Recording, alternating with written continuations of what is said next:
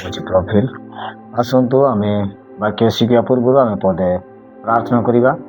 ଚକ୍ଷୁ ବନ୍ଦ କରିବା, ପ୍ରାର୍ଥନା କରିବା। ଧନ୍ୟବାଦ ପବିତ୍ର ପରମେଶ୍ୱର ପ୍ରଭୁ, ତୁମେ କେଡ଼େ ଅନୁଗ୍ରହ କର, ଦୟା କର ପ୍ରଭୁ, ସୁନ୍ଦର ସମୟ ଦେଇଛ ପ୍ରଭୁ। ଆସ ପ୍ରଭୁ, ଆମେ ଯେଉଁ हाँ प्रभु प्रसंग पद पर्व आम शिखिबु परमेश्वर तुम आशीर्वाद कर परमेश्वर प्रभु तुम समस्त उपरे आशीर्वाद कर समस्त प्रार्थना एवं निवेदन एवं उत्तर देच धन्यवाद जीशु ख्रीष्ट नाम अल्प विज्ञा मागुच पिता आमेन। आसतु आम देखा जे प्रसंग रही न्याय एवं सत्य ईश्वर सेवा करवा। माथ्यू 7 तार 15 पदरू 22 पदर यहीपर लिखा जाए, भंड भाववादी मानक ठारू सावधान होई थाओ, से माने मेंढा बेशरे तुम्भ मानक पाखक आसंती, किंतु अंतर रे से माने हिंसक बाघ। से मानक फल द्वारा तुम्भे माने से मानक चिन्हिब। लोक माने कि कंटा गचरू द्राक्ष फल किंबा कानपली गच्छरू डिंगरी फल कहती, से प्रकार सबू भल गछ भल फल फले, किंतु मंद गछ मंद फल फले। भल गछ मंद फल फली न पारे, अथवा मंद गछ भल फल फली न पारे। जेकोसी गछ भल फल न फले ता हणा जाई निआरे पका जाए। अतएव से मानक फल द्वारा तुम्भे माने से मानक चिन्हिब। मते प्रभु प्रभु बोली डाकती, एपरी प्रत्येक स्वर्ग राज्य प्रवेश करिबे नाही, मात्र जे मोहर स्वर्गस्थ पिता इच्छा साधन करे से प्रवेश करिब। से दिन अनेक मते कहिबे, हे प्रभु आम्भे माने कि तुम्भ नाम रे भाववाणी कहिलु नाही, पुणी तुम्भ नाम रे कि भूत मानकु छड़ाइलु नाही, आउ तुम्भ नाम रे कि अनेक आश्चर्य कार्य कलु नाही। प्रिय प्रभु को लोक माने एवं आम शेष जहाँकि माथ्यू 7 तार 23 पद लिखा जाए, सेते बेले मु से मानकु स्पष्ट रूपे कहिबी, मु तुममानकु केबे हे जानि नाही। हे अधर्माचारी माने मो पाखरु दूर हो। आम देखुचु जे प्रभु आमको जेते बेले माने आमे कहिबा जे हे प्रभु आमे माने कि तुम्भ नाम रे भाववाणी कहलु नाही, एवं तुम्भ नाम रे कि भूत मान को छड़ाइलु नाही, कि तुम्भ नाम रे कि आमे वाक्य प्रचार कलु नाही। आमे सेते बेले हमको प्रभु जीशु ख्रीष्ट कहबे जे हे धर्माचारी माने मो तारू दूर हो। तो प्रिय प्रभु को लोक माने तो आसतु आमे देखिबा जे प्रथम विषय कहबाकू मु चाहे। प्रथम विषय होची ईश्वर आवश्यकता न्याय और सत्य। ईश्वर आवश्यकता न्याय एवं सत्य। ईश्वर को आवश्यक होची जे न्याय एवं सत्य आवश्यक होची, जहाँकि आमे लिखा 6 पर्व तार 8 पद लिखा जाए। ये प्रभु को लोक माने हे मनुष्य से तुमको जणाई अछंती जहा भल ताहा कौन। प्रभु आमको जनाऊँच सदा प्रभु तुम ठारू अन्य कौन अपेक्षा करते, केवल न्याय आचरण करवा, दया प्रेम करवा और नम्र भाव तुम्भ ईश्वर सहित चलवा। ईश्वर सहित नम्र भाव चलवा होची यह प्रभु आमको शिक्षा दियंती। एवं द्वितीय पॉइंट होची, द्वितीय विषय होची जे आत्मारे और सत्य उपासना करवा। द्वितीय पॉइंट होची आत्मारे एवं सत्य उपासना करवा, जहाँकि आम देखा यूहन्ना 4 पर्व तार 23 पदरू 24 पदर मध्य लिखा जाए जे सत्य उपासना किपरि करवा। तो आम देखुचु जे आत्मारे और सत्य पितांकर उपासना करवा दरकार।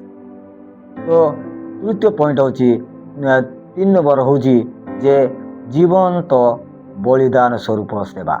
जीवंतर माने बलिदान स्वरूप सेवा, जहाँकि रोमियो 12 पर्व तार 1 पदरू 2 पदर लिखा जाए जे आमे निजर शरीर को माने उत्सर्ग करने को पड़ो। ईश्वर को निकट में उत्सर्ग करने को पड़ो। आम प्रभु जीशु ख्रीष्ट जेपरी आम बोलिकी से बलिदान हेले सेहीपरि आमे मध्य तांको निमंते आमर शरीर को आमे बलिदान करने को पड़ो। एवं चतुर्थ विषय होची ଯେ ସତ୍ୟର ସାକ୍ଷ୍ୟ ଦେବା, ସତ୍ୟର ସାକ୍ଷ୍ୟ ଦେବା, ଯାହାକି ଜହନ 14 ତାର 6 ପଦରେ ଲେଖାଯାଏ ଯେ ମୁଁ ପଥ ସତ୍ୟ ଓ ଜୀବନ, ମୁଁ ଦେଇ ନ ଗଲେ ଏହି ପିତାଙ୍କ ନିକଟକୁ ଯାଏ ନାହିଁ। ପ୍ରଭୁ ଯୀଶୁ ଖ୍ରୀଷ୍ଟ କହିଲେ ଯେ ମୁଁ ପଥ ସତ୍ୟ ଓ ଜୀବନ, ମୁଁ ଦେଇ ନ ଗଲେ ଏହି ପିତାଙ୍କ ନିକଟକୁ ଯାଇପାରିବ ନାହିଁ।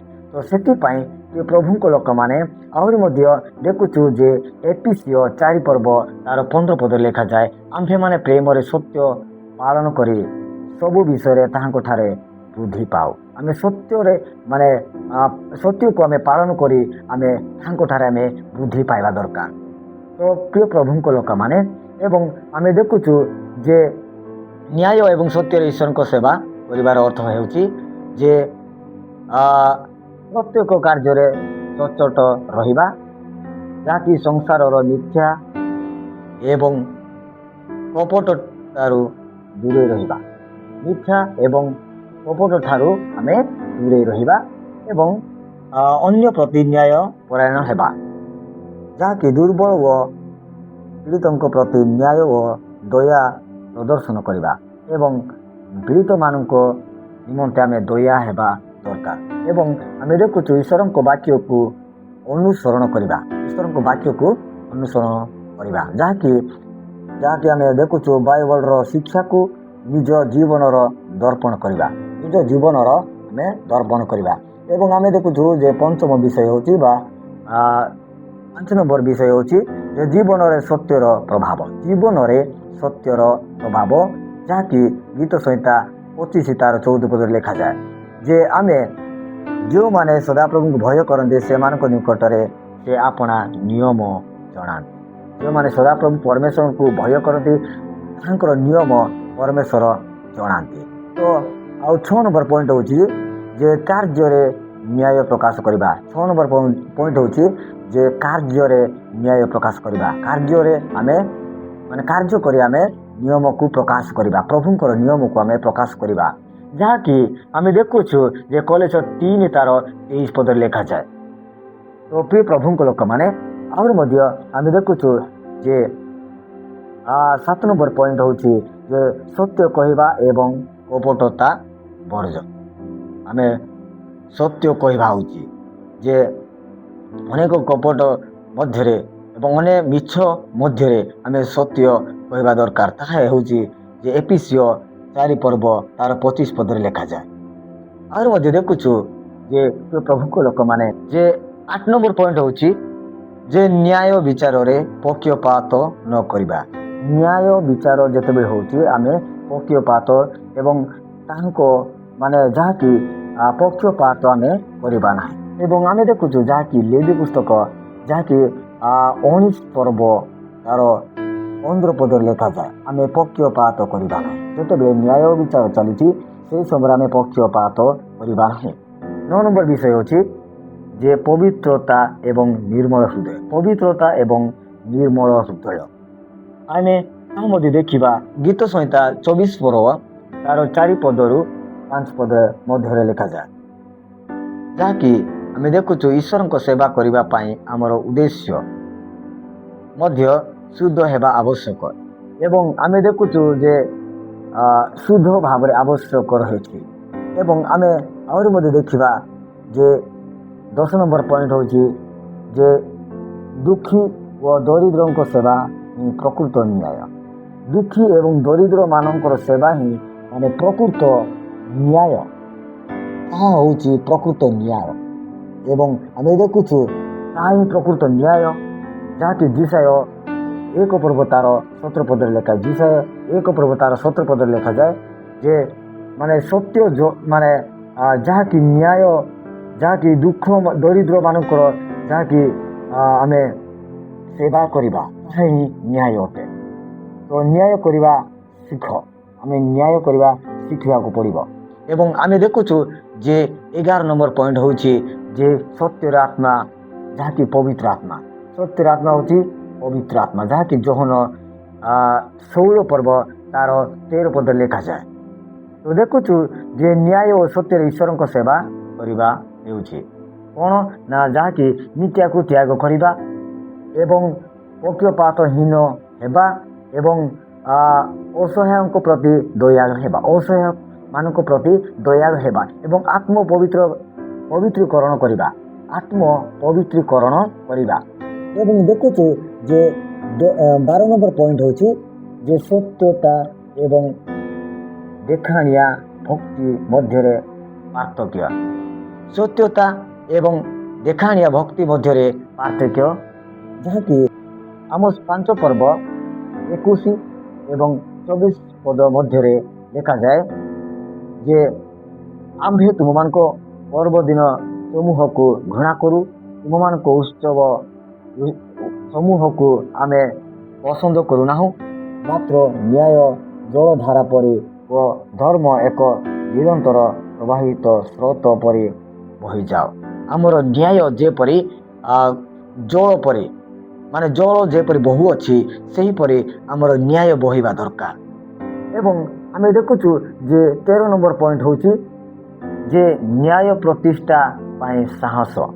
ନ୍ୟାୟ ପ୍ରତିଷ୍ଠା ପାଇଁ ଆମେ ସାହସ କିପରି ହେବା ତାହା ମଧ୍ୟ ଆମେ ଦେଖିବା। ଜିଖରୀୟ 8 ପର୍ବ ତାର 16 ପଦରେ ଲେଖାଯାଏ, ତ ସତ୍ୟ ପାଇଁ ତୁମେମାନେ ଯୁଦ୍ଧ କର। ଆମେ ସତ୍ୟ ପାଇଁ ଆମେ ଯୁଦ୍ଧ କରିବା ଦରକାର। ଏବେ ଆଉ ମଧ୍ୟ ଦେଖିବା ଯେ 14 ନମ୍ବର ପଏଣ୍ଟ ହେଉଛି ଯେ କ୍ଷମା ଓ ନ୍ୟାୟର ସମାନତା। ଆମେ ଦେଖୁଛୁ ଯେ 14 ନମ୍ବର ପଏଣ୍ଟ ହେଉଛି ଯେ କ୍ଷମା ଓ ନ୍ୟାୟର ସମନ୍ୱୟ। ତାହା ମଧ୍ୟ ଆମେ ପାଇପାରିବା ଜହନ 1 ପର୍ବ ତାର 17 ପଦରେ ଲେଖାଯାଏ। ଆମେ ଦେଖୁଛୁ ଯେ ଏଠି ଏପରି ଲେଖାଯାଏ, କୃପା ଓ ସତ୍ୟ ଯୀଶୁଖ୍ରୀଷ୍ଟଙ୍କ ଦ୍ୱାରା ଉପସ୍ଥିତ ହେଲା।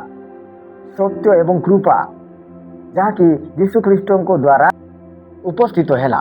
ତ ଆହୁରି ମଧ୍ୟ ଲେଖାଯାଏ 15 ନମ୍ବର ପଏଣ୍ଟ ହେଉଛି ପ୍ରତିବାସୀଙ୍କ ସହ ସତ୍ୟ ବ୍ୟବହାର କରିବା। ପ୍ରତିବାସୀଙ୍କ ସହିତ ଆମେ ସତ୍ୟ ବ୍ୟବହାର କରିବା।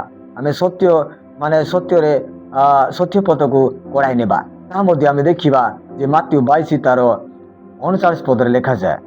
ତ ଆହୁରି ମଧ୍ୟ ଯେ 16 ନମ୍ବର ପଏଣ୍ଟ ହେଉଛି ଯାହାକି ଫଳଦାୟୀ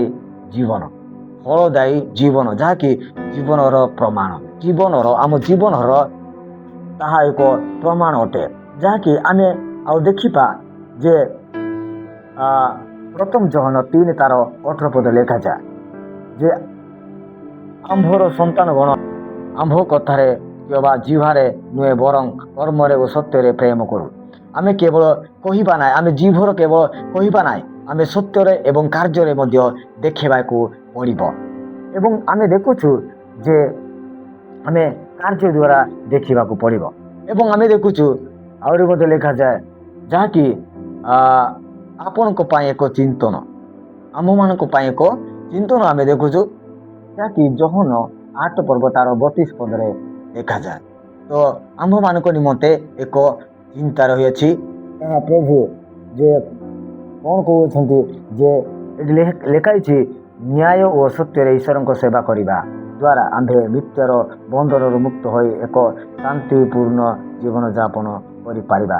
ଆମେ ନ୍ୟାୟ ଏବଂ ସତ୍ୟରେ ଆମେ ଯାହାକି ସେବା କରିବା ଦ୍ୱାରା ଯେ ମିଥ୍ୟାର ବନ୍ଧନରୁ ଆମେ ମୁକ୍ତ ହେବା, ଯାହାକି ଏବଂ ଶାନ୍ତିପୂର୍ଣ୍ଣ ଜୀବନଯାପନ କରିବା ଦରକାର। 17 ନମ୍ବର ପଏଣ୍ଟ ହେଉଛି ସତ୍ୟତା ଏକ ସଞ୍ଚାଳକ ଭାବେ, ଯାହାକି ଆମେ ଦେଖିବା ଯେ ଏଫେସୀୟ 6 ପର୍ବ ତାର 14 ପଦରେ ଲେଖାଯାଏ। ତ ଆମେ ସେଇଠି ଆମେ ପାଇପାରିବା। ଏବଂ ଆମେ ଯାହାକି ଆମେ ସତ୍ୟତା ଏକ ସଞ୍ଚାଳକ ଭାବେ, ସତ୍ୟ ମାନେ ତାହା କହୁଛି ମାନେ ସଞ୍ଚାଳକ ଭାବେ। ତ ଆହୁରି ମଧ୍ୟ 18 ନମ୍ବର ପଏଣ୍ଟ ହେଉଛି ଯେ ନ୍ୟାୟ ଏକ ଧର୍ମର ଫଳ। ନ୍ୟାୟ ହେଉଛି ଏକ ଧର୍ମ ପରମେଶ୍ୱରଙ୍କ ନିକଟବର୍ତ୍ତୀ ହେବାର ଏକ ଧର୍ମର ତାହା ହେଉଛି ଯେ ଫଳ, ଯାହାକି ଆମେ ଦେଖିବା ଯେ ଜିସାୟ 32 ତାର 17 ପଦରେ ଲେଖାଯାଏ ଯେ ନ୍ୟାୟ ଏକ ଧର୍ମର ଫଳ। ନ୍ୟାୟ ହେଉଛି ଏକ ଧର୍ମର ଫଳ। ଏବଂ 19 ନମ୍ବର ପଏଣ୍ଟ ହେଉଛି ଯେ ସମାଲୋଚନା ଓ ନିଜକୁ ପରୀକ୍ଷା କରିବା। ତାହା ମଧ୍ୟ ଆମେ ଦେଖିବା ମାତ୍ୟୁ 7 ତାର 3 ପଦରେ ଲେଖାଯାଏ ଯେ ଆମେ ନିଜର କଳିକାଟ ନ ଦେଖି ଅନ୍ୟମାନଙ୍କର କାହିଁକି କଳିକାଟ ଦେଖିବା? ଯେ ନିଜ ମାନେ ଚକ୍ଷୁରେ ଯାହାକି ବଡ଼ କଳିକାଟ ରହିଛି ତାହା ଫିଙ୍ଗିବା ଏବଂ ଅନ୍ୟର ଚକ୍ଷୁକୁ ଦେଖେଇବା। ଆମେ ସ୍ପଷ୍ଟ ରୂପେ ଦେଖିବା। ଆହୁରି ମଧ୍ୟ ଲେଖାଯାଏ ଯେ 20 ନମ୍ବର ପଏଣ୍ଟ ହେଉଛି ଯେ ସତ୍ୟ ସେବା ଏବଂ ସାହସିକତା। ସତ୍ୟ ସେବା ଏବଂ ସାହସିକତା। ସତ୍ୟରେ ମାନେ ସେବା କରିବା ଏବଂ ସାହସ ପାଇବା, ବଳ ପାଇବା, ଶକ୍ତି ପାଇବା, ଯାହାକି ଆମେ ପ୍ରେରିତ 5 ପର୍ବ ତାର 29 ପଦରେ ଲେଖାଯାଏ ଯେ ମନୁଷ୍ୟ ଅପେକ୍ଷା ଈଶ୍ୱରଙ୍କ ଆଜ୍ଞା ପାଳନ କରିବା ଆମ୍ଭମାନଙ୍କ ପକ୍ଷରେ ଅଧିକ କର୍ତ୍ତବ୍ୟ। ଯେ ମନୁଷ୍ୟର ଆଜ୍ଞାକୁ ପାଳନ କରିବା ଅପେକ୍ଷା ଈଶ୍ୱରଙ୍କର ଆଜ୍ଞାକୁ ପାଳନ କରିବା ଅଧିକ କର୍ତ୍ତବ୍ୟ ରହିଅଛି। ତ ସେଥିପାଇଁ ପ୍ରିୟ ପ୍ରଭୁଙ୍କ ଲୋକମାନେ ଆହୁରି ମଧ୍ୟ ଲେଖାଯାଏ ଯେ ନ୍ୟାୟ ଓ ସତ୍ୟରେ ଈଶ୍ୱରଙ୍କ ସେବା କରିବାର ସାର କଥା ହେଉଛି ଯାହାକି ସଚ୍ଚୋଟତା, କାହାକୁ ନ ଠକିବା, ଏଇଟା ହେଉଛି ସତ୍ୟ ଏବଂ ନିରପେକ୍ଷତା। ଆମେ ଦେଖୁଛୁ ଯେ ପକ୍ଷପାତ ନ କରିବା, ଏହା ହେଉଛି ନ୍ୟାୟ ଏବଂ ପ୍ରେମ କଠୋର ନ୍ୟାୟ ଅପେକ୍ଷା ଦୟାମୟ ନ୍ୟାୟ ପ୍ରଦର୍ଶନ କରିବା। ଆମେ ନ୍ୟାୟକୁ ପ୍ରଦର୍ଶନ କରିବା, ଆମେ ଦେଖେଇବାକୁ ପଡ଼ିବ। ଆମେ ସତ୍ୟ ଏବଂ ନ୍ୟାୟକୁ ଆମେ ଦେଖେଇବାକୁ ପଡ଼ିବ ଏବଂ ସତ୍ୟରେ ବିଚାର କରିବାକୁ ପଡ଼ିବ। ତ ଆସନ୍ତୁ ଆମେ এই ବାକ୍ୟ ଅନୁସାରେ ଚାଲିବାକୁ ପଡ଼ିବ। ଆମେ এই ବାକ୍ୟକୁ ଆମେ ଆମ ହୃଦୟରେ ଗ୍ରହଣ କରିବାକୁ ପଡ଼ିବ। ସେଥିପାଇଁ ପ୍ରସଙ୍ଗ ଦିଆଯାଉଛି ଯେ ନ୍ୟାୟ ଏବଂ ସତ୍ୟରେ ଈଶ୍ୱରଙ୍କ ସେବା କରିବା। ନ୍ୟାୟ ଏବଂ ସତ୍ୟରେ ଈଶ୍ୱରଙ୍କର ସେବା କରିବା, ଯାହାକି ଆମେ ଦେଖୁଛୁ ଯେ ମାତ୍ୟୁ ତାର 7 ପର୍ବ ତାର 15 ପଦରୁ 22 ପଦ ମଧ୍ୟରେ ଲେଖାଯାଏ। ଏ ଅଳ୍ପ ବାକ୍ୟ ପ୍ରତି ଆମେ ପ୍ରତ୍ୟେକଙ୍କୁ ଈଶ୍ୱର ଆଶୀର୍ବାଦ କରନ୍ତୁ। ଆମେ ଧନ୍ୟବାଦ।